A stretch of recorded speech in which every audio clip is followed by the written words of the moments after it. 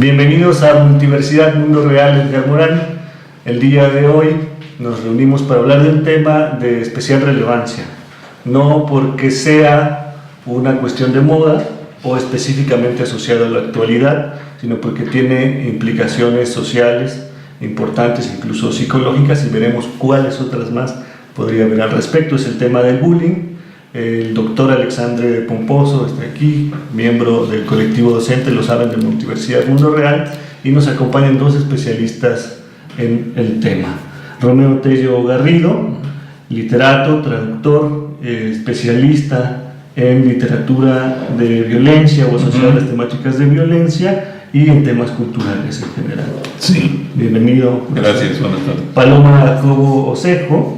Ella es psicóloga, psicoterapeuta, ambos con amplia experiencia en la educación, y comparten no solo la mesa, sino han compartido proyectos, 2 libros voy a mencionar. El primero en México, titulado Bullying en México, conductas violentas en niños y adolescentes, por Editorial Cuarzo, en el año 2008 fue editado.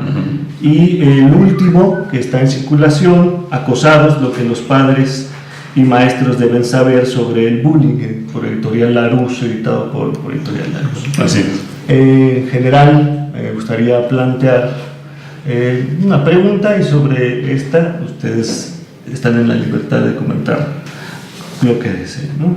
En el año 2011, ¿no?, el Poder Legislativo en México genera un documento acerca del tema del bullying, intentando producir un resumen de la situación, ¿no?, un mapa de qué hay en él, y se concentran en las primeras páginas en 4 acciones a las cuales los niños están sometidos o se someten entre ellos como parte de sus formas de socialización: insultar, ignorar, poner apodos y rechazarse deliberadamente entre ellos. ¿Podríamos decir que estas conductas son parte de lo que se denomina el bullying? Sí, en efecto. Sí, las 4, y además hay algunas otras. Probablemente la más evidente y la más dañina, sin lugar a dudas, es el bullying que se resuelve por medio de golpes, por ejemplo, que es mucho más frecuente de lo que quisiéramos. Este que mencionas es el bullying por exclusión, el bullying por intimidación, los insultos también. Quizá cuando lo hicieron no tenía tanta fuerza los insultos y el acoso por los medios electrónicos, lo que ahora se conoce como ciberbullying o cyberbullying, que está teniendo además mucha presencia entre los niños y los adolescentes, y además con un alcance terrible, porque algo que hemos comentado Paloma y yo en muchos ámbitos cuando nos toca hablar del asunto es que mientras que no se daba en los medios electrónicos, sobre todo en las redes sociales, el bullying quedaba con muy contenido en los salones de clase, en las escuelas. Y eso no quita su gravedad de ninguna manera. En cuanto aparece, por ejemplo, un video de alguien que es envilecido, exhibido o agredido en internet, en YouTube, por ejemplo, las dimensiones se vuelven abismales respecto de lo que era antes, porque ahora está a merced de que se le conozca en todo el mundo, de que todo el mundo señale, de que todo el mundo se ría. Algo que hemos descubierto, por ejemplo, es que si un problema se podía resolver de manera más o menos fácil en una comunidad, porque un alumno en una situación extrema podía optar por cambiarse de escuela y abandonar su ámbito de formación y educación, y en el otro colegio era lo más seguro es que pudiera empezar una experiencia nueva de relación con sus compañeros nuevos también. Desde que quedan señalados en internet ahora, sí hay muchos testimonios de alumnos que son recibidos ya como víctimas susceptibles de ser agredidas por quienes ya los conocen por los medios electrónicos. Entonces, la cantidad de manifestaciones del bullying es verdaderamente pasmosa, tanto como da la imaginación de los niños y de los adolescentes. Está siempre muy presente, y además algo que a nosotros siempre nos ha preocupado señalar es que lo que no nos parece adecuado es hablar de un bullying psicológico, como hacen muchos especialistas, que dicen que hay bullying físico y hay ciberbullying y hay varios tipos, y además el psicológico. Nosotros tenemos claro que todas las formas de agresión, todas las formas de bullying provocan un daño emocional. Poner un insulto, y alguien que es insultado todos los días, alguien que es marginado, se la pasa demasiado mal, tiene problemas serios en su manera de relacionarse con los demás, en su manera de percibirse a sí mismo. Entonces el bullying psicológico es una manera errónea de empezar a definir un problema. Para nosotros, el problema de la definición es fundamental. Que además ahí yo lo único que agregaría es, que lo mencionó el profesor Romero, creo que es muy importante saber que este tipo de conductas se dan de manera, digamos, muchas veces. Cuando hablamos de insultos, no es un insulto que se le hace a un niño, ¿no? Sino es una conducta que se da de manera repetida mucho tiempo. Y entonces ahí es cuando existe la consecuencia de daño psicológico o emocional. Entonces, y que creo, como decía el profesor, que cuando precisamos y cuando nos preocupamos por informar, tiene que ser una información dirigida a eso. Pensar que el bullying es una conducta que genera las consecuencias que genera por la duración que hay detrás de la serie de sucesos, ya sean verbales, físicos o en las redes sociales. Y ahora pareciera que decía hace un rato, el problema de la definición nos dejara solamente en un ámbito meramente teórico y que nos distrae del ataque real del problema. Pero si no empezamos por definir con claridad qué es el bullying, acabamos banalizándolo, como tanto ha ocurrido en los últimos años. El bullying, en efecto, si bien no es la gran moda a seguir, es una moda, claramente todo el mundo habla de bullying ahora, y se habla de maneras por demás irresponsables y con poca precisión de qué es el bullying. Yo creo que una manera de empezar a atacar bien el problema es definiendo con los profesores, con los padres de familia, cuáles son las situaciones de bullying, sobre todo porque una vez identificada una situación de bullying, merece un tratamiento que puede ser muy específico. Si un padre de familia dice, es que el maestro bulea a mis hijos, no, eso no puede ser. Entre las condiciones que han propuesto todos los teóricos, o que hemos propuesto todos los teóricos, se define que el bullying es una relación agresiva con una diferencia de poder entre pares, entre iguales. La diferencia puede ser de 1 o 2 años. Entonces un niño de 9 años puede ser bulleado por otro u otros de 9 años, o de 10 o de 11. La maestra está haciendo sin lugar a dudas un acto atroz, está haciendo un abuso de autoridad, una manifestación del poder abusiva, y merece también una corrección de otro índole. No se trata de la misma manera, o no debería tratarse de la misma manera, a la maestra que toleró una acción de bullying, o que insultó a un niño, o que lo trató de manera, descalificadora, que a una serie de compañeros que están importunando constantemente a un compañero, golpeándolo, rompiéndole sus cosas. Si no empezamos por delimitar bien cuál es el ámbito de acción, entonces damos lugar a que todo quepa absolutamente en ese gran costal del bullying, y como bien sabemos es una de las primeras maneras de no hacer nada, de acabar no haciendo nada. Y además también es una manera de llevar a cabo acciones y que fracasen. Porque si están tratando en las escuelas o en ciertos ámbitos situaciones que no son bullying como si lo fueran, van a fracasar, no van a poder resolver el conflicto, que es justamente... Que no es mero nominalismo. Sí, no. Yo tengo una duda sobre este punto, estoy 100% de acuerdo con ustedes, ¿no? Es realmente una situación urgente y delicada, y que desde luego tiene que estar construida, cualquier medida que se tome para contravenir a esta situación, una claridad en los conceptos, eso, claro. Desde luego que sí.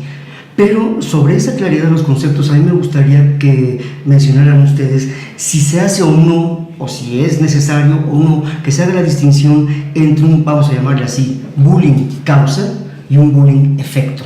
Es decir, muchas veces una criatura puede reaccionar de manera particularmente violenta, incluso desproporcionada, porque ya lleva un tiempo sufriendo, y puede adoptar una conducta inapropiada, violenta, de agresión física incluso, y se le puede acusar de bullying cuando en realidad está reaccionando a una vieja historia. Entonces se distingue, y no con esto pretendo pensar ni de lejos que se justifique de alguna forma, pero creo que la diferencia puede permitir entender mejor los mecanismos que están subyaciendo a toda esta situación. Pero ustedes, yo creo que sobre eso. Ahí lo que nosotros hemos, a la conclusión a la que nosotros hemos llegado, es que el bullying tiene que tener una serie de condiciones necesarias para poder establecerlo como un fenómeno de bullying. Entonces, bueno, el profesor ya mencionaba la diferencia de edad. Tiene que ser entre pares. Tiene que ser una conducta constante, ¿no? Hablábamos recurrente y repetida durante el tiempo. Entonces, en el ejemplo que mencionas, si yo soy víctima de muchas acciones y de pronto un día exploto, mi explosión no es una conducta constante, es una respuesta puntual. En ese sentido, ya podemos empezar a diferenciar. Claro. Y creo que es muy importante porque además hemos tenido casos en otros programas que nos han invitado donde hay invitados que han sido víctimas o agresores, y es muy común eso que mencionas. Es muy común que, digamos, el acoso o el bullying haya sido muy sutil y entonces los adultos de alrededor no se dan cuenta, pero la respuesta explosiva después de mucho tiempo es tan grande que es sobre el que se van, porque es lo que todo el mundo vio, de lo que todo el mundo se dio cuenta. Y desgraciadamente hay una conducta detrás que permanece sin ser detectada, sin ser vista, por más que la víctima, y en ese momento agresor, lo denuncie o lo diga. La contestación es, bueno, sí, pero es que lo que tú hiciste fue muy grave. En pocas palabras, hay que contextualizar todo lo que totalmente. Es un hecho como la hermenéutica, ¿no? Cuando yo interpreto un texto, si yo aíslo una frase, bueno, puedo decir lo que sea. Claro. Entonces, es muy importante tener en cuenta el texto completo. Entonces, en este caso, el contexto. Y la mayoría de las veces nos está faltando ese contexto. Porque, como decíamos antes de la plática, muchas veces los políticos reaccionan por situaciones inmediatas porque saben que la prensa los está acosando, la prensa sabe que la noticia vende, nadie está realmente interesado en sanar esas conductas, en prevenirlas adecuadamente, o da la impresión de que nadie está, porque el problema sigue y sigue creciendo y escalando de manera desmesurada. Si las políticas han empezado hace 4 o 5 años en México, si estuvieran bien encaminadas y hubiera de veras resultados claros, estaríamos en una franca tendencia a la disminución del problema. Y el chico de Tamaulipas seguiría. Claro, el problema es que esto cada vez se vuelve más dramático y las situaciones cada vez más agresivas, más frecuentes también, lo que nos habla de que las políticas no existen realmente.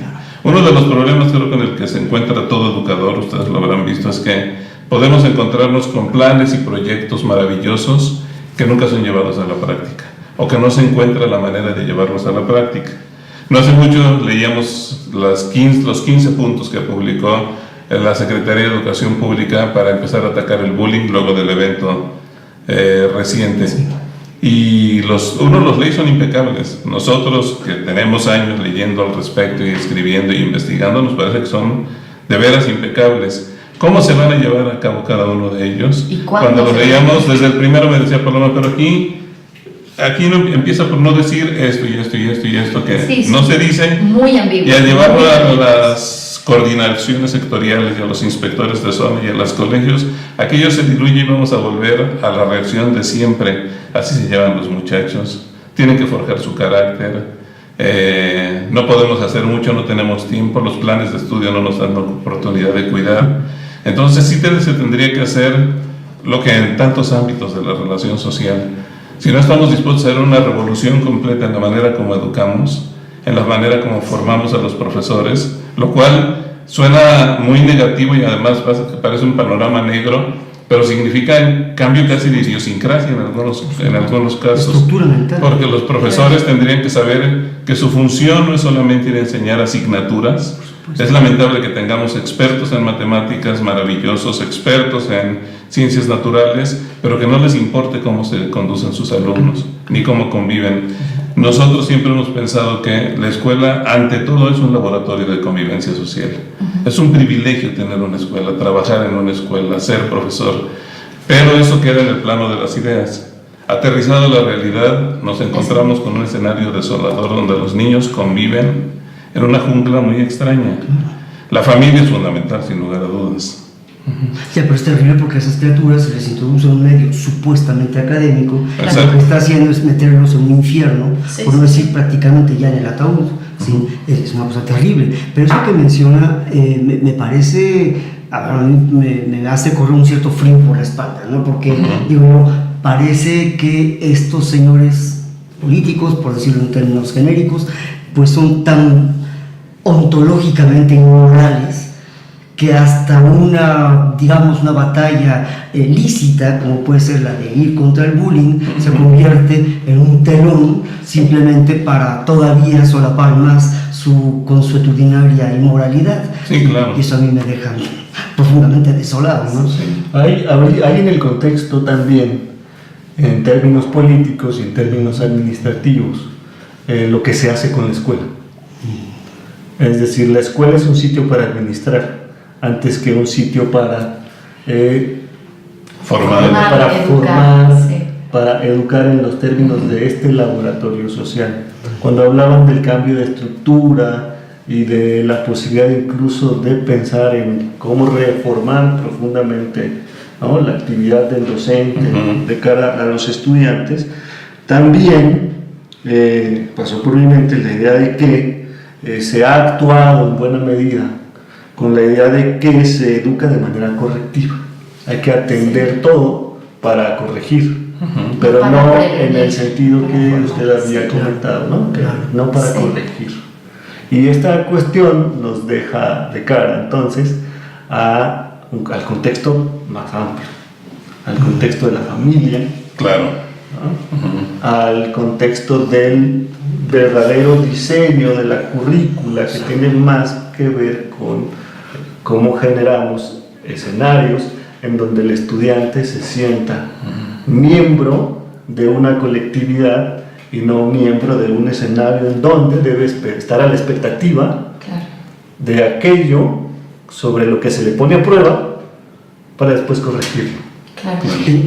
Es más, miembro de una colectividad, pero con la capacidad de responder, es decir, de ser responsable. Claro. Porque Y es una además responsabilidad. nos falta un análisis delicadísimo que nadie va a hacer porque sacrificaría demasiados millones de dólares, que habría que empezar por analizar de dónde vienen los discursos que verdaderamente están creando la estructura mental de nuestros jóvenes. No vienen del colegio, no vienen de las clases, vienen de la televisión, vienen de muchos otros discursos complejos.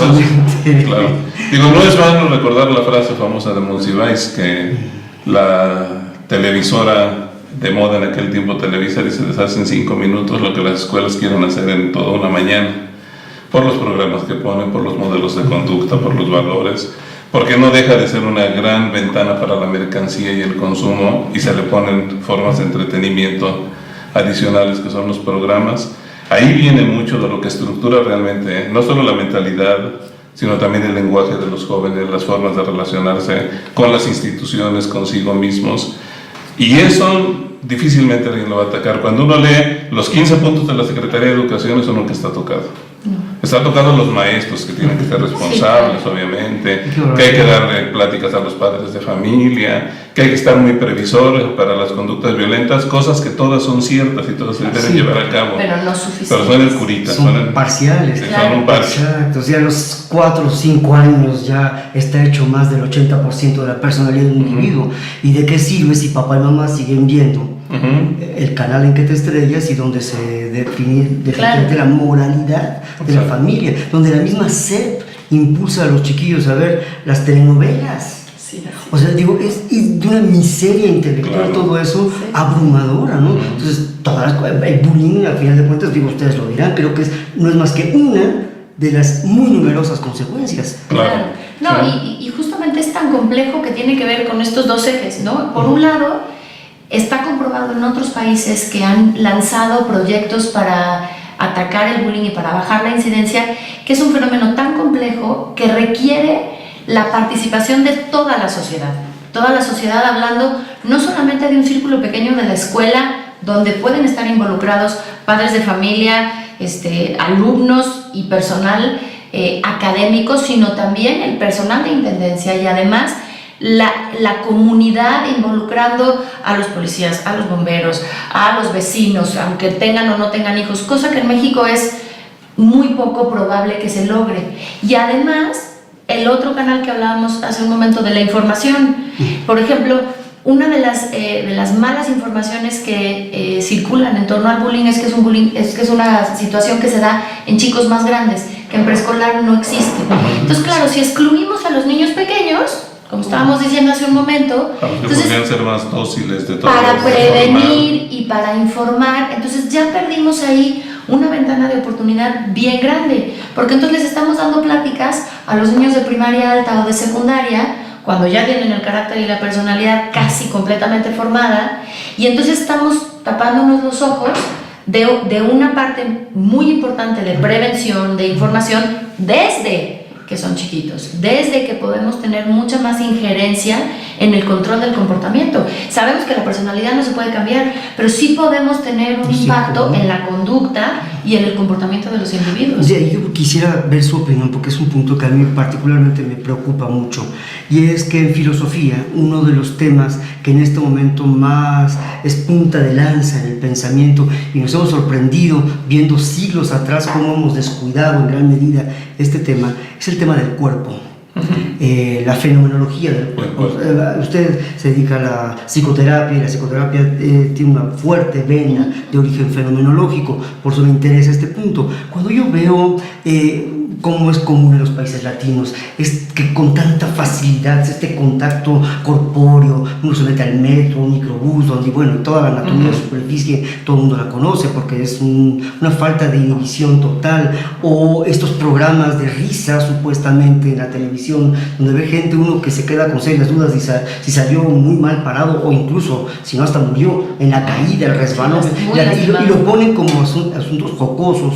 Digo yo, bueno, todo eso trae como consecuencia una falta de respeto al cuerpo propio y del otro, por supuesto. Claro. ¿Sí? Yo te pego, como a mí no sé qué le duele, a mí no me importa, ¿verdad? Entonces, yo me pregunto si no juega todo ese telón de fondo también en este asunto del bullying.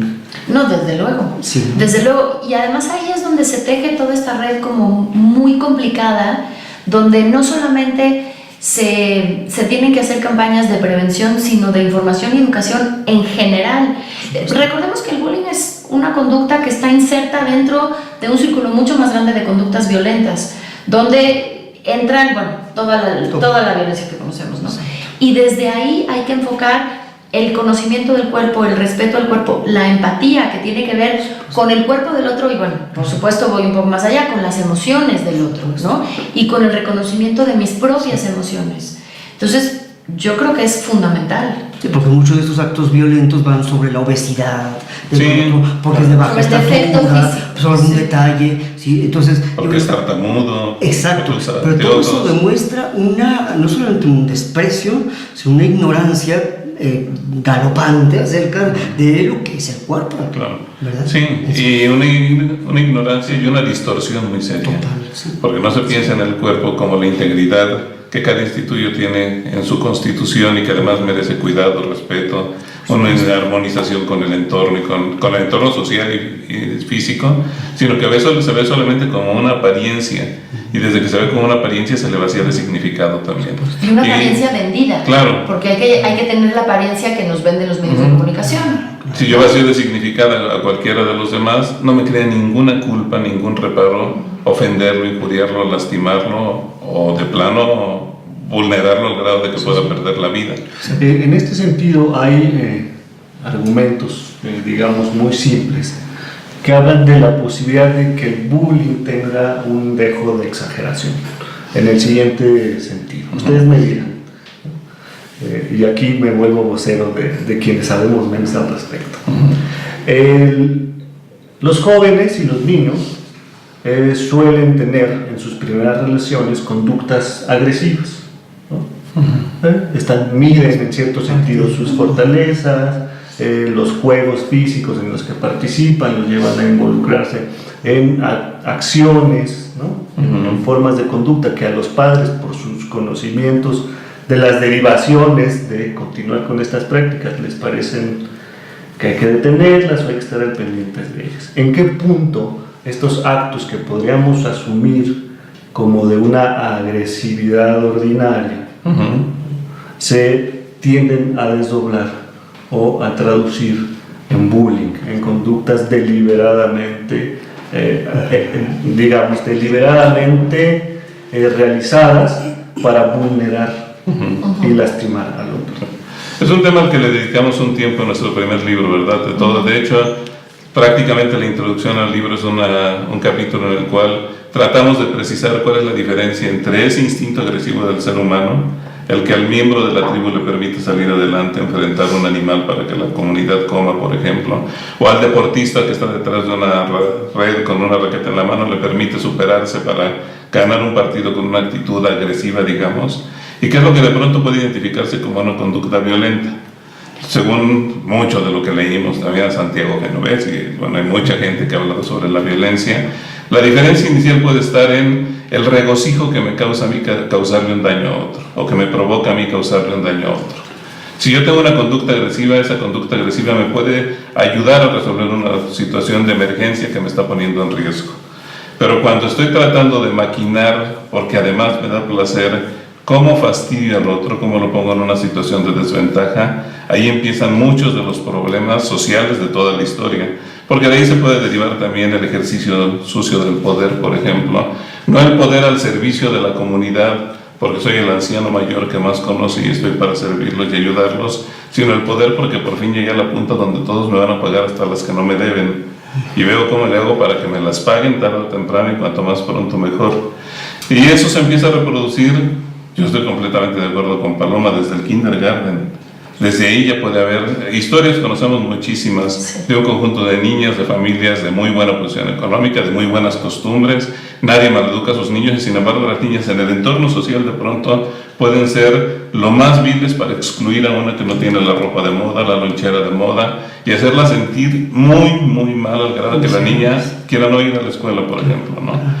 Entonces, sí, pensar que el bullying solamente lo ejecutan a jóvenes mal vestidos, mal peinados y que hablan un lenguaje siempre soez, es también una manera muy caricaturesca de acercarse al problema. Cualquiera desde su propia humanidad puede ejercer una acción terriblemente destructora. Yo ahí agregaría, digamos, lo que Romeo está diciendo, está hablando de la intencionalidad, ¿no?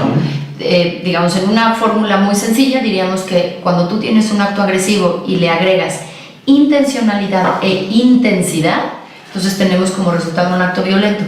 Pero además agregaría, me regreso otra vez a las consecuencias necesarias. Otra consecuencia necesaria para hablar de bullying es que haya daño psicológico y daño emocional. Entonces yo puedo, lo que los chavos dicen, ¿no? Es que así nos llevamos.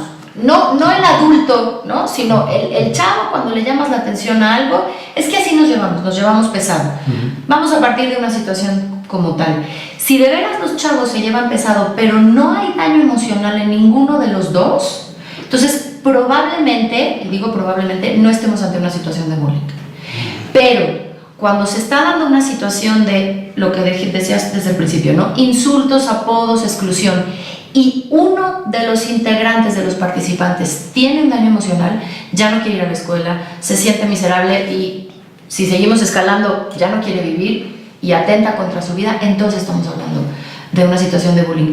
El problema aquí, y vuelvo a la complejidad, es que cuando tenemos a los chavos que quieren pertenecer, es muy difícil que el que sí está padeciendo el daño emocional lo reconozca. Normalmente no lo reconoce. O para cuando lo reconoce, ya lo reconoce con una serie de sintomatología muy complicada de dolores de cabeza, dolores de estómago. La mamá ya se dio cuenta que no duerme, por ejemplo, que no quiere ir a la escuela. Y hay muchos casos de alumnos que llegan a la puerta de la escuela y piden a la mamá, regrésame a la casa, no quiero entrar, porque me siento mal, me duele la panza, hasta que finalmente no pueden más y pueden terminar en una escena espantosa de llanto y por fin diciendo cuánto han padecido durante meses o años. Sí, esto me recuerda a una cosa que menciona Maffesoli precisamente de cara a las tribus urbanas, y menciona esto: esta necesidad de pertenencia es un gran freno a la manifestación del daño emocional, ¿sí? Y entonces, bueno, ahí ahora que estaba escuchándonos, me vino a la mente el maravilloso tratamiento que Michel Foucault hace en la hermenéutica del sujeto a partir del diálogo platónico de Alcibíades, en donde habla de cómo en un momento dado, ya después de Platón, siglos después de Platón, en el pensamiento neoplatónico, se escinden definitivamente la política y la catarsis. Todos los seres humanos estamos inmersos, o la mayoría estamos inmersos en la polis, en la ciudad, es esta vida en comunidad, que la necesitamos, es parte de nuestro equilibrio fundamental. Y que tiene reglas del juego. Y que tiene reglas inevitables, pero también igualmente fundamental es el que yo deje salir de mí todas mis potencialidades y demás, ¿no? De ahí que sea tan importante el papel del deporte y de algunos tipos de actividades físicas y demás. Cuando se da esta decisión, me pregunto yo, ¿no facilita esto las cosas para una psicología, no diría yo forzosamente débil, pero sí mucho más sensible, susceptible y por ende vulnerable, que sucumba ante justamente esta incapacidad de poder hacer catarsis y le facilite el camino a aquellos que están sin freno ante la frustración de una polis que no les propone nada, porque es lo que digo yo, ¿no? Que no da soluciones. Digo yo cuando estaba joven, ya hace muchos años, antes del diluvio, caramba, la cosa era ya difícil, pero yo lo veo con franqueza y hoy está mucho más difícil. Sí. Es mucho más desesperanzador para los jóvenes el ver que una persona puede estudiar 15, 20 años y termina con un sueldo inferior al de un taxista. Entonces, bueno, ¿para qué me mato yo? ¿Para qué me herneo el cerebro pensando si total, mejor me la juego dándole patadas a un balón, igual hago y bueno, voy a ganar millones?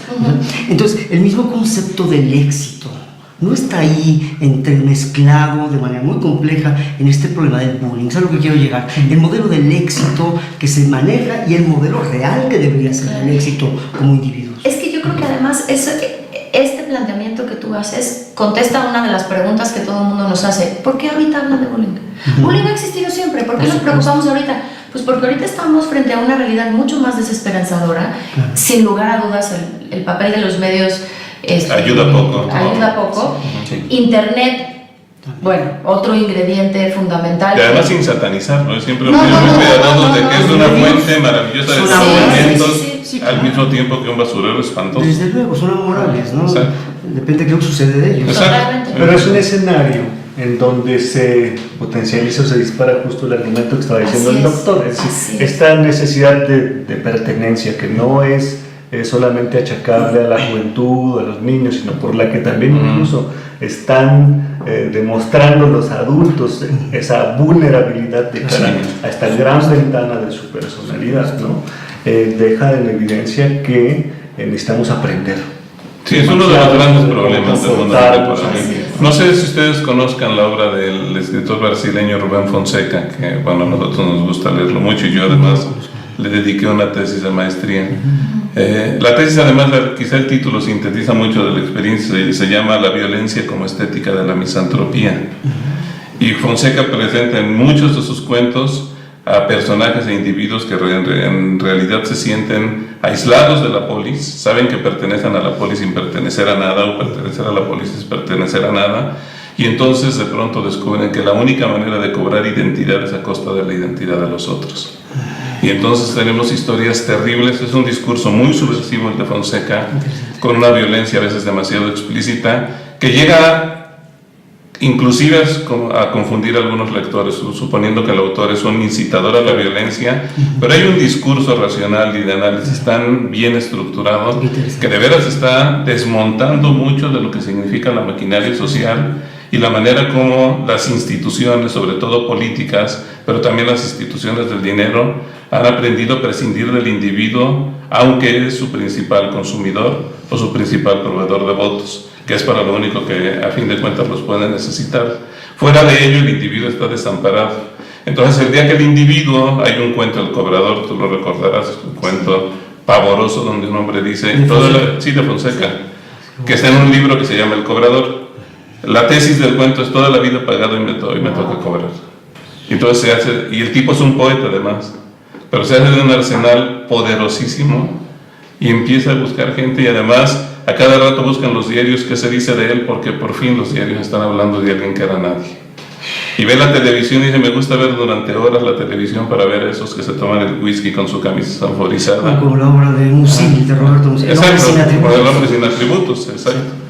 Entonces, si hay un discurso por fin que está dando respuesta, tristemente es un discurso en la literatura a la que acuden el 0.03% de los individuos de las sociedades. Nadie va a la literatura a aprender cosas. ¿No? Qué significativo esto. Pero sí hay ya respuestas, sí. Pero yo creo que ahí estamos en una sociedad donde no solamente de pronto los asesinos que empiezan a cobrarse y que el orden muy pronto los considera además resentidos sociales, marginales, inadaptados, etc.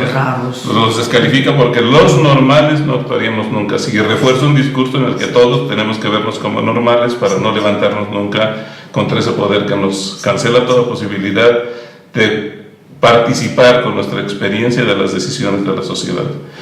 Esto sin duda lo aprenden los niños en la casa, lo respiran en la casa.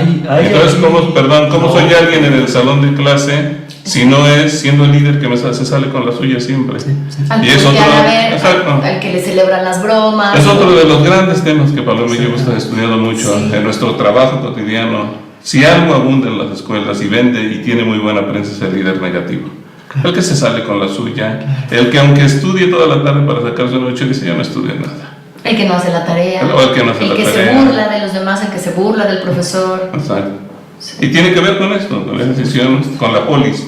A fin de cuentas, ahí está un orden rector y yo estoy como de lugar viendo cómo hago para crear una cultura paralela o una subcultura o una contracultura, a fin de cuentas, que no tiene orden, que no tiene ningún orden. Como no puedo decir lo que soy, digo lo que no soy. Exactamente. Y además señalo lo que quiero que los otros no sean. Exactamente. Tú no vas a ser vigilante, claro. Tú no vas a ser obediente, porque yo estoy para vigilar que todos seamos iguales en el mundo de la anarquía. Sí, es terrible, ¿no? Hegel, pero sí, es terrible. Iba a hablar de la normalidad, pero quedó perfectamente aclarado con lo que dijo. Y de esta forma en la que se normaliza esta conducta que en realidad es violenta, es completamente acosadora de cara al individuo que la padece cuando hablamos del bullying. Pero voy a trivializar un poco esto, porque los medios de comunicación también nos dicen, por ejemplo el cine, voy a citar 2 películas, una que se titula algo así como Lobo Adolescente y otra que se titula Carrie. En ambos casos la solución del sujeto que es acosado por un grupo de jóvenes mayor fuerza, que son el modelo del éxito, ¿no? La película resuelve el drama de estos personajes con la aparición de lo sobrenatural. Es decir, uno con esta posibilidad de convertirse completamente en un lobo, adquirir esta fuerza y este poder, y entonces se desquita, los pone en su lugar, entre comillas, y la otra que es Carrie, que por X cuestión mágica quiere poder, ¿no? El poder de controlar el fuego, y entonces descarga todo ese dolor contra todos aquellos que la hicieron pasar para hacer, ¿no? estas penurias de la violencia. Es curioso cómo esto se convierte en objeto de espectáculo. Es el lugar al que yo quería llegar. Pero además del espectáculo hay una truculencia terrible, porque la solución no sale de lo natural. Exacto. La solución no sale del orden humano. La solución tiene que venir de algún ámbito fuera de lo humano, ¿no? De lo demoníaco, de lo extraterrestre. Es la desesperación ante la imposibilidad, entonces. Claro, pero como no podemos hacer un discurso de veras que la gente vaya a entender y lo vaya a reproducir o atender a él de manera consistente, porque a lo mejor eso ni llena las salas de cine. Sí, porque si además el personaje de Carrie acude con su psicólogo, con su orientador y empiezan un plan de trabajo para poner en orden a los malos, se aburre la mitad del cine. Bueno, yo iba a comentar 2 cosas. En primer lugar, es desolador porque si yo soy víctima y veo esa película, digo, yo no tengo sobrepoderes, no tengo futuro, entonces pues voy y me suicido, ¿no? Y por otro lado, pensando en lo que estabas comentando, películas como Después de Lucía, que sí se atreven a plantear una situación mucho más real. Es una película que a mí me pareció muy interesante, yo la trabajé con muchos adolescentes, tiene una respuesta mucho menos taquillera que esas 2 que tú mencionaste, y entonces resulta que para los chavos conectarse con una película como Después de Lucía es que es una película aburrida, es que eso no pasa, es que, sin embargo, no se hacen esos planteamientos de Carrie o de Lobo Adolescente. Pero aquí hay un aspecto que me parece señero de cara a la complejidad. ¿Sí? La complejidad, entre muchas cosas, uno de los aspectos más importantes que señala es que los sistemas en general no se hacen más complejos ni menos complejos, son complejos. La realidad y la complejidad son lo mismo, y la linealidad es, dijéramos, el nivel más bajo de la complejidad, que ahí está. No lo podemos negar. El problema ha sido que hemos querido dar una lectura a toda la realidad, al mundo, al ser humano, a todo, desde la linealidad solamente. Y precisamente creo que el problema de la desesperanza viene de haber quedado ya estructurados mentalmente en la idea lineal. Y cuando nos enfrentamos a la realidad, al mundo real, evidentemente nos enfrentamos a la no linealidad, es decir, a la no proporción. Es decir, no, tú me das tanto, yo te tengo que dar tanto. La ley del talión es una ley estrictamente lineal, ¿sí? Pero precisamente el maniqueísmo es otro el maniqueísmo, igualdad lineal. de peso en el bueno, lo malo, etc. Que puede ser el Filial-Neigos de Empédocles o el Eros y el Tánatos de Freud. Maniqueísmos que están ahí perfectamente marcados. Pero la cuestión es ahora cómo rebasar ese nivel, cómo poder aceptar que yo no puedo comprender al otro. En pocas palabras, ¿cómo podría yo aceptar el misterio del otro? Creo que el bullying es una de las múltiples manifestaciones de negarse rotundamente a aceptar el misterio del otro o a acallarlo y eliminarlo. Yo no puedo no entender, por lo tanto te elimino, ¿sí? No, pero no puedo no entenderte a ti, lo cual me regresaría a entenderme a mí. Por supuesto, ¿no? claro, esa es la regla que pasa de las guerras. Sí, es lo mismo, lo que puede pasar a nivel de una secundaria. Ponte de rodillas para que le digas aquí a la cámara que tú no sé qué hiciste y todavía te doy una patada en la cabeza. Bueno, pues puede ser lo mismo que está pasando entre Israel y los palestinos, puede ser lo mismo que puede estar pasando, claro, con, digamos, proporciones diferentes, pero el fondo es estrictamente el mismo. Ahora la pregunta es, ¿cómo podemos hacerlo? Y ahí nos enfrentamos con un problema mayor. Monumental, claro. Un problema muy complejo. Porque no puede uno dejar de olvidar que en lugar de dar más herramientas y mejores herramientas a los maestros en su formación, que los haga más conocedores de la sociedad. Digo, yo me imagino que sería una pretensión casi de fábula que leyeran algún de un texto de Foucault. Yo creo que acaban leyendo manuales de la propia Secretaría de Educación Pública. Pero el humanismo, maestro, eso es lo que hace falta. Sí, pero a lo que me refiero, si vemos en las escuelas lo que ocurre, tenemos una escuela primaria y secundaria actualmente que está funcionando para sacar alumnos adelante, no para que aprendan contenidos, para que aprueben cursos sistemáticamente y el profesor tiene que ver cómo le hace para pasarlos, porque tenemos un serio problema en las evaluaciones internacionales y podemos perder millones de dólares.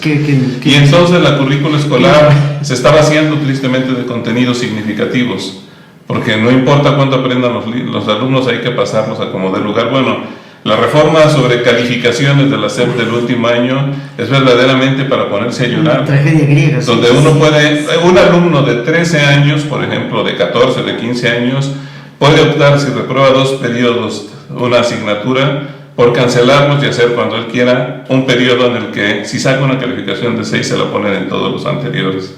Y entonces él puede decidir cuándo estudia y cuándo no. Sí, estudió un día en vez de estar participando constantemente. ¿No? La poderosa sapiencia de que todas las cosas que hacemos tienen alguna consecuencia se pierde, porque yo puedo trabajar o no trabajar, de todas maneras voy a ser promovido.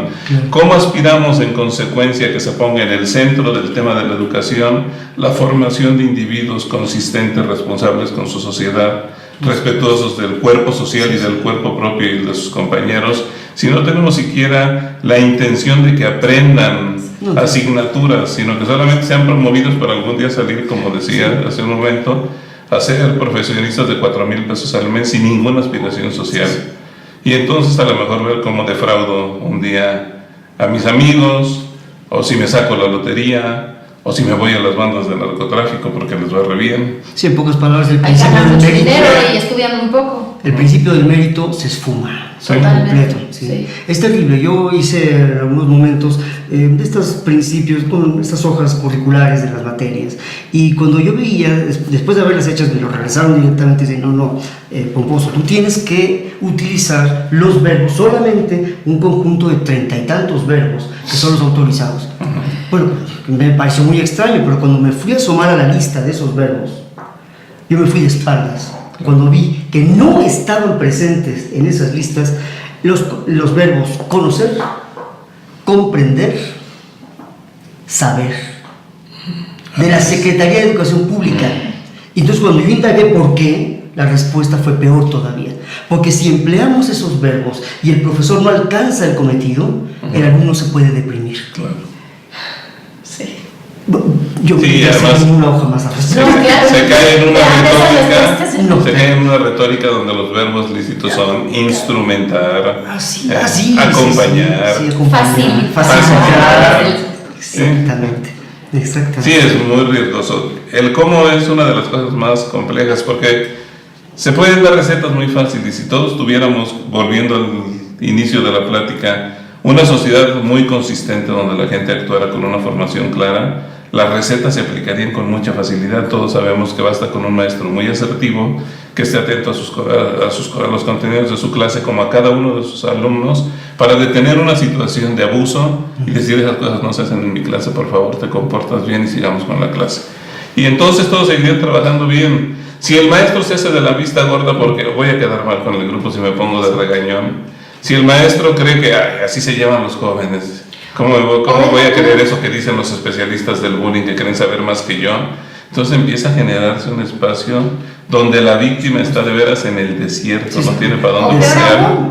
Un maestro que no le interesa, que va a cubrir unas horas, ni siquiera a dar clase. Es una chamba. Digamos, exacto, es una chamba donde tengo que ir y cuidar al grupo en lo que hacen 3 ejercicios de matemáticas o en lo que llenan 3 hojas del libro de la SEP, yo me pongo a hacer mis cosas y lo que esté pasando allá me tiene sin cuidado.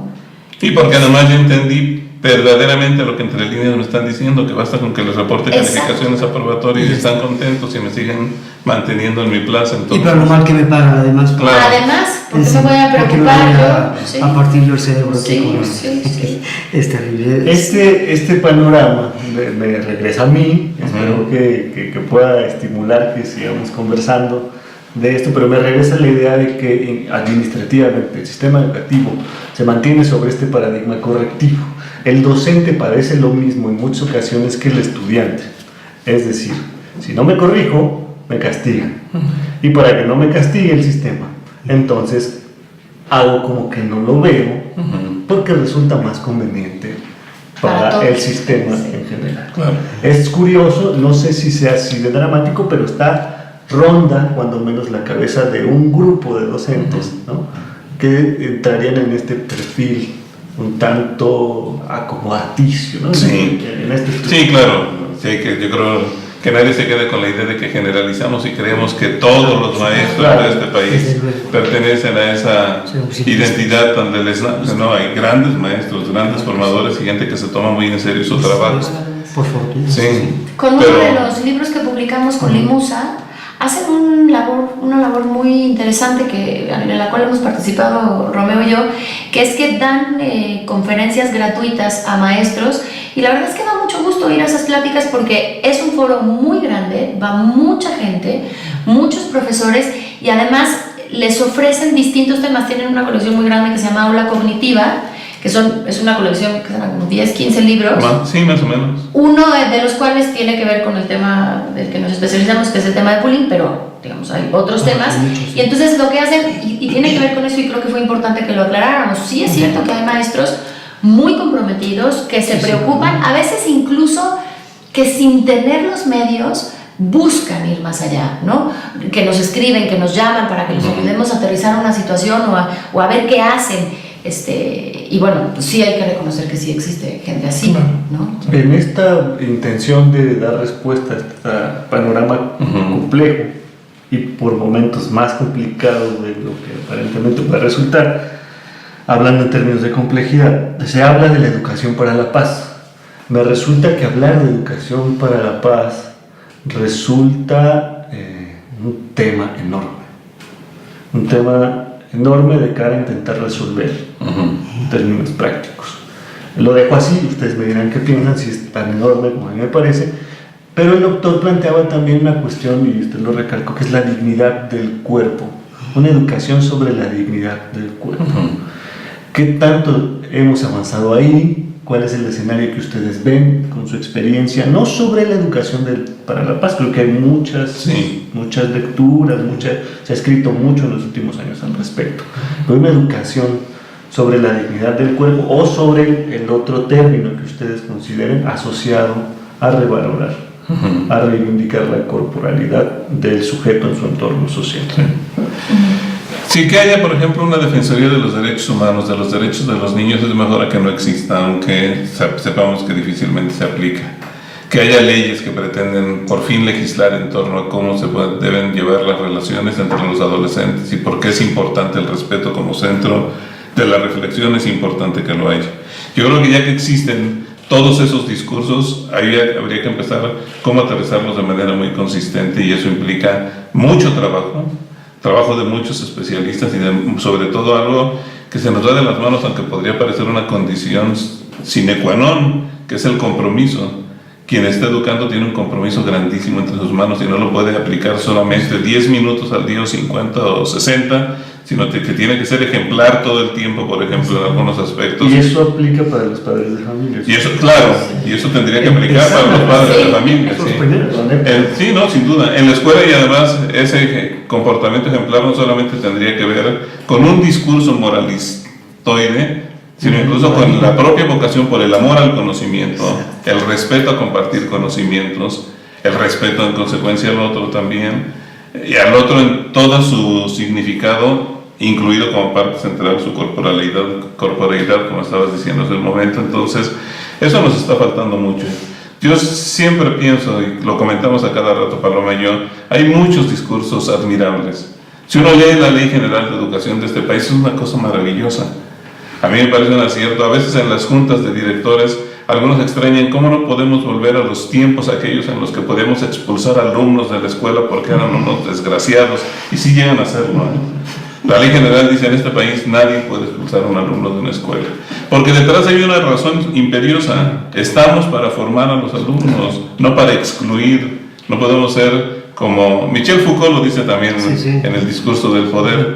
Una de las maneras como que el poder ha encontrado para excluir a los indeseables es recluyéndolos. Exacto. Y como no hay cárceles en las escuelas, entonces los corremos a los apestados que se vayan a otro lado, aunque sigan con una mala historia que los puede llevar a situaciones de riesgo delictivas, a crear familias disfuncionales, etcétera, porque no nos interesó hacer nada por ellos, porque nuestro compromiso llegaba a señalar todo es el bueno y todo es el malo, y el malo se va.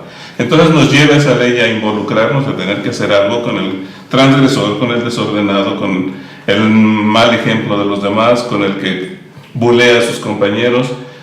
En el nivel de la regla todo está perfecto. Cómo se aplica es verdaderamente un caos, es pavoroso, porque nos podemos encontrar todo tipo de situaciones que rayan las más de ellas en la indiferencia. Hay un experimento que vi hace tiempo en internet muy interesante.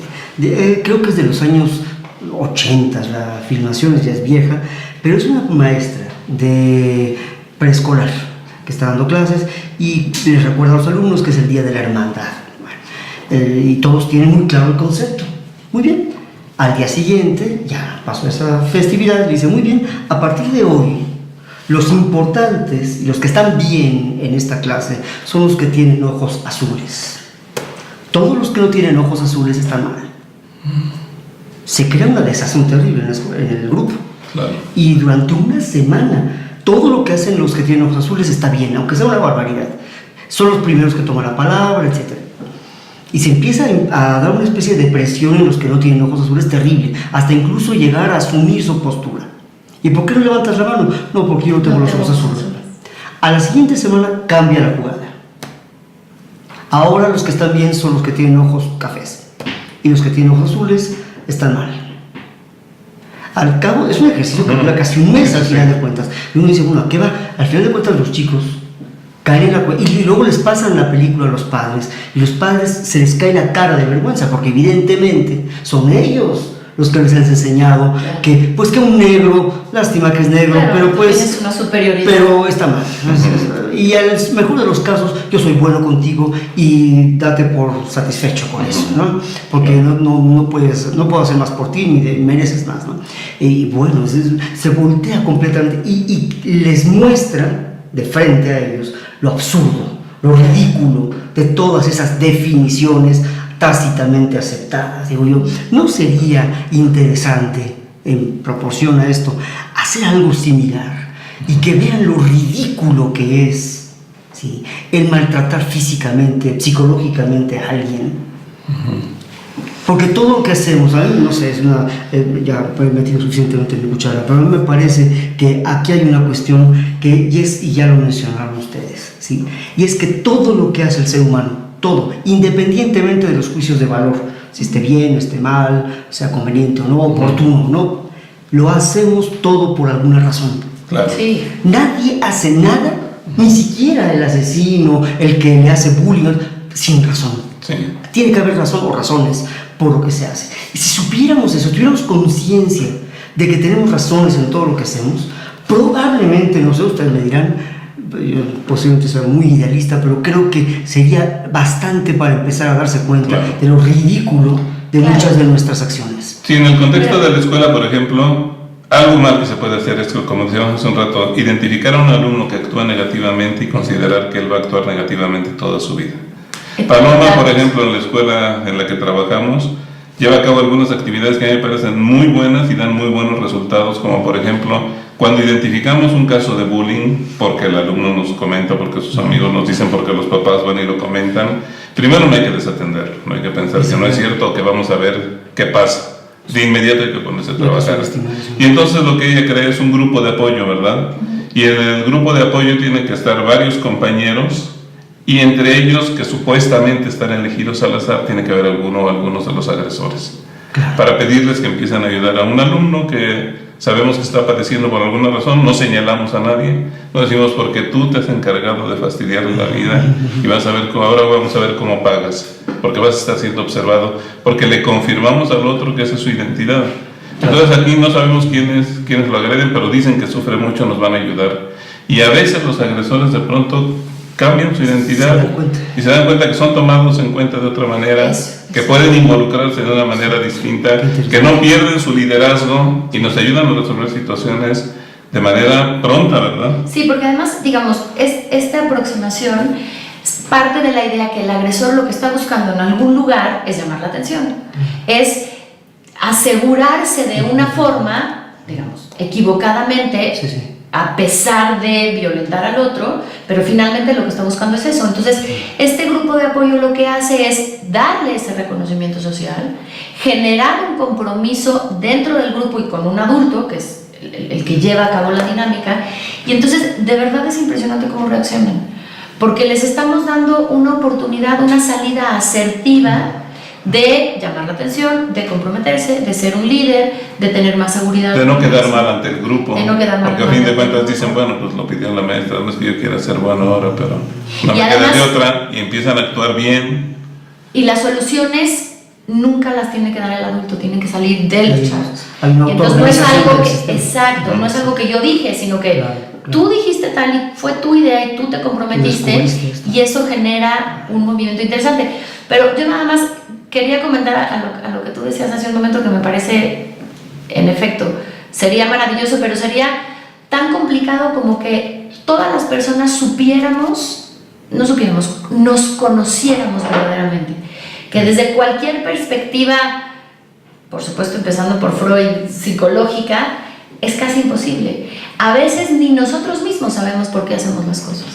Y la mayoría de las veces cuando nos enfrentamos a una razón oscura, no sé, si yo hice algo por envidia, Motivación. o por venganza, o por enojo, es muy difícil que el propio sujeto lo reconozca. Y entonces el conocer por qué el otro hace las cosas tendría que empezar, y ya lo había mencionado hace un momento, desde el Por autoconocimiento. supuesto. Sí, el oráculo de Delfos sigue viviendo y Exacto, cobrando. exactamente. Conócete a ti mismo y desde ahí parte. Claro. Así es. Así Me es. va a dar mucha pena tener que salir del oráculo de Delfos y de lo que dijo de lo que concluyeron de manera muy efectiva y además puntual para recuperar cuestiones asociadas a los proyectos que hay por la Secretaría de Educación Pública relacionadas con lo que se llama la mediación escolar. Porque cuando amanecen los proyectos de mediación escolar, no amanecen vinculando los conflictos con la razón de ser de la mediación escolar. Es una nueva estrategia para atender todos estos nuevos problemas.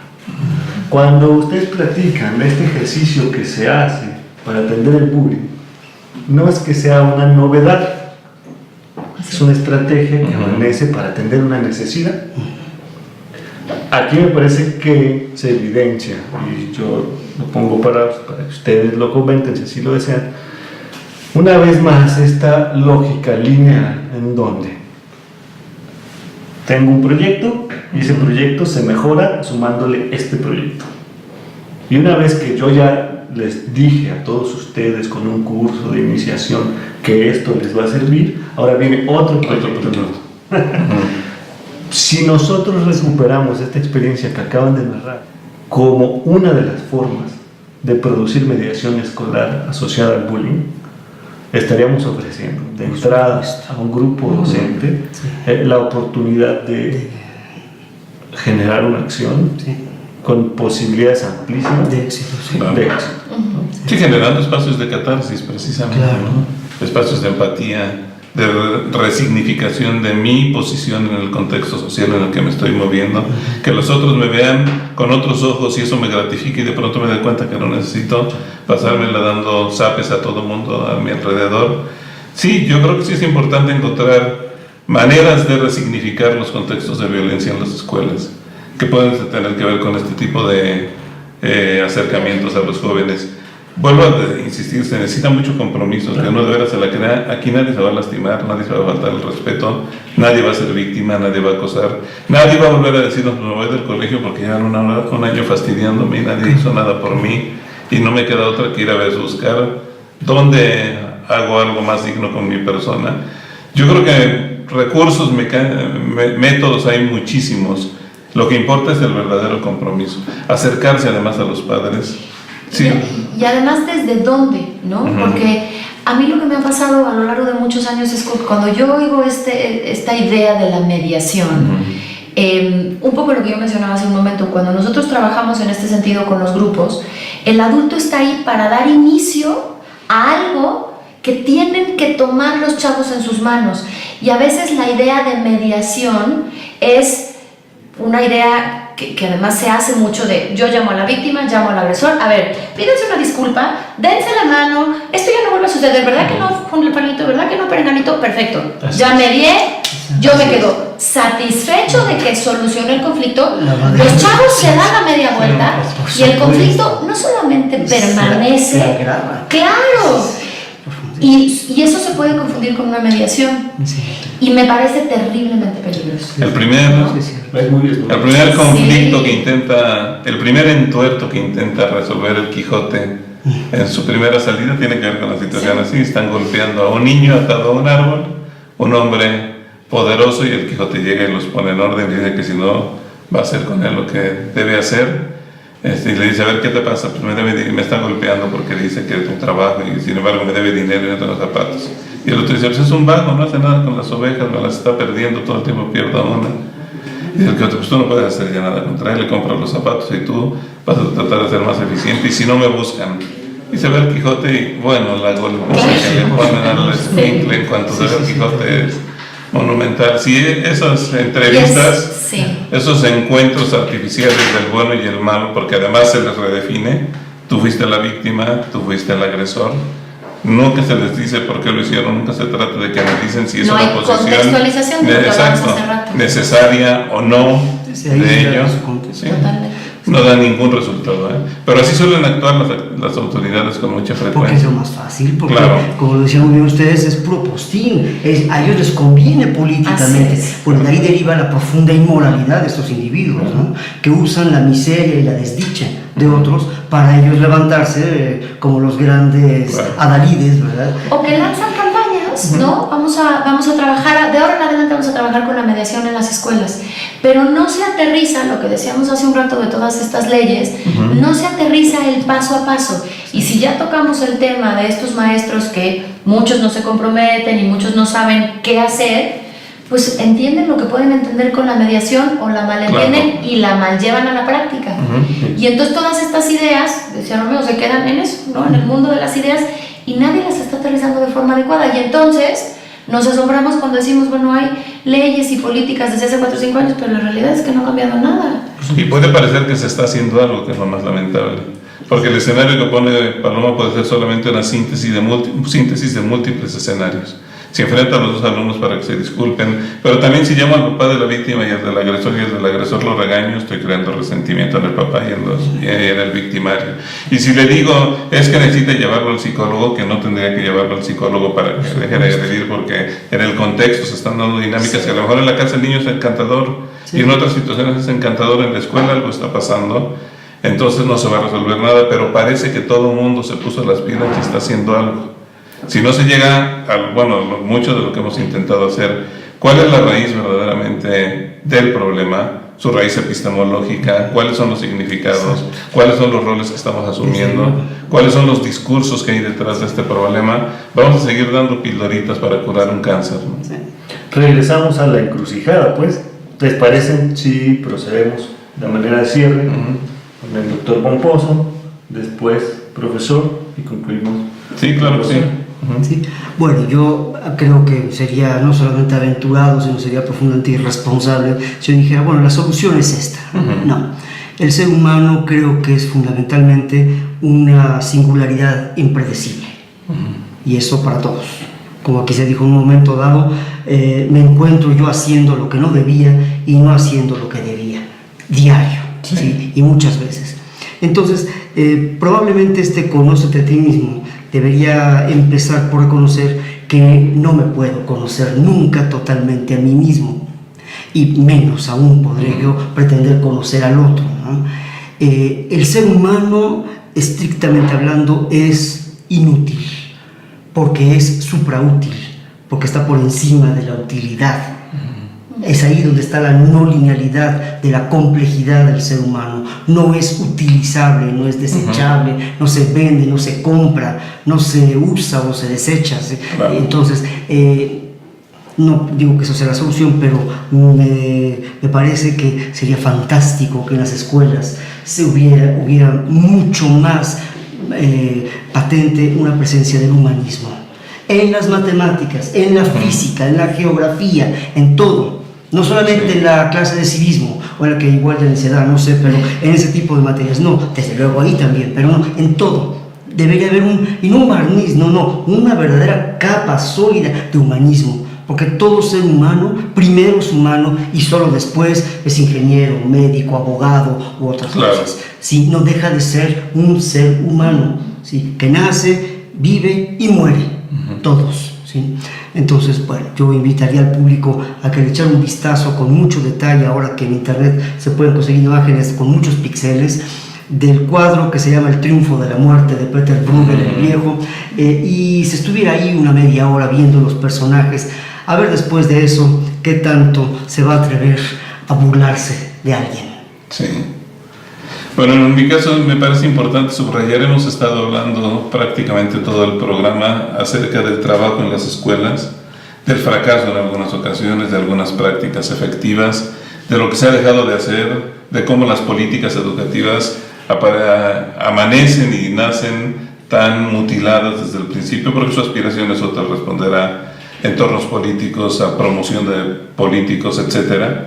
Descuidamos muchos ámbitos porque el tema es tan complejo que no da para una hora.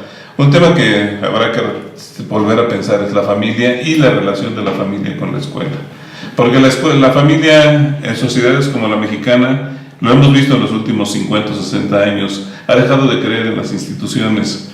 Cuando era yo niño me tocó percibir algo que además me pareció un cambio muy dramático, así nos lo hacían vivir en la casa, de una sociedad en la cual se respetaba, por ejemplo, a los policías y de pronto se empezó a desconfiar terriblemente de ellos. Y no fue una maquinación de la sociedad, fue una mala conformación del Estado que nos llevó a esa consecuencia. Y cuando empecé a tener la idea de que yo probablemente quería ser maestro, de pronto me encontré con que ya el maestro se había convertido en un objeto de desprestigio y de desconfianza también para las familias. Hoy en día las familias viven mucho en contra de la escuela, mucho frente a la escuela, muy ávidas de desconfiar de todo lo que se haga, porque la escuela se ha vuelto susceptible de esa desconfianza y se tiene que volver a trabajar para encaminar adecuadamente. Y ojo, volver a trabajar es decir nada después de lo que hemos estado platicando toda la hora, porque cómo, por dónde, hay que empezar a hacerlo, hay que empezar a pensarlo, hay que poner a trabajar especialistas, gente que tenga vocación para que el proyecto de educación nacional vuelva a ser un proyecto que suscite confianza en las familias que mandan sus hijos a las escuelas. Porque si no vamos a seguir teniendo proyectos y proyectos que no aterrizan en las casas, porque la casa, si yo señalo su hijo es un agresor, ayúdenos por favor, o cómo le podemos ayudar, que me parece que sería una manera muy positiva de acercarse a los padres de familia. Estamos teniendo este problema y su hijo no es un indeseable, no es que no queramos volverlo a ver aquí, queremos saber qué podemos hacer con usted para ayudarlo, para resolver esta manera de relacionarse con los demás, porque puede agravarse. Y entonces provocaríamos un acercamiento con la familia. Si a la familia la señalamos y la descalificamos, nunca vamos a encontrarnos, y el diálogo va a ser un diálogo de sordos donde nadie quiere hacer nada en favor de la educación de los niños, ¿no? Habrá que volver al planteamiento algún día. Bueno, yo nada más como subrayar la necesidad de la información, de estar informados, de estar bien informados, que creo que eso tiene que ver con todos esos aspectos, tiene que ver con no equivocarnos en atacar al que explotó después de que lo agredieron varias veces, que tiene que ver con poder enfrentar una situación de bullying cuando sí es bullying y no cuando no es bullying, y estar informados en términos también de lo que significan las propuestas que lanza el gobierno y cómo se pueden aterrizar, empezando pues por el medio que lo rodea a uno, evidentemente, y haciendo este tipo de difusiones, que siempre ha sido uno de nuestros objetivos con los libros, generar la difusión correcta y apropiada de la información en todos sus aspectos, es decir, desde qué es el bullying hasta, lo que hablábamos hace un momento, de ofrecer ciertas propuestas para su atención. Coincido que la información no es la solución, pero sí creo que es un buen inicio. Pues a reserva de que por su propia cuenta deseen hacer alguna puntualización más, yo podría cerrar antes de decir una barbaridad de cara a las personas que están esperando ya por este anuncio que concluyamos, ¿no? Les agradezco mucho. Gracias también. No, gracias muchas a gracias. Ustedes obtendrán más información de nuestros invitados en los links que nosotros dejaremos, ¿no? Como parte de la conclusión pues visual de esta reunión que tuvimos para compartirles. Gracias. Gracias. Podemos tenerlos de nuevo con nosotros. Con mucho gusto. Ojalá que sí, gracias. Gracias. Bienvenido siempre.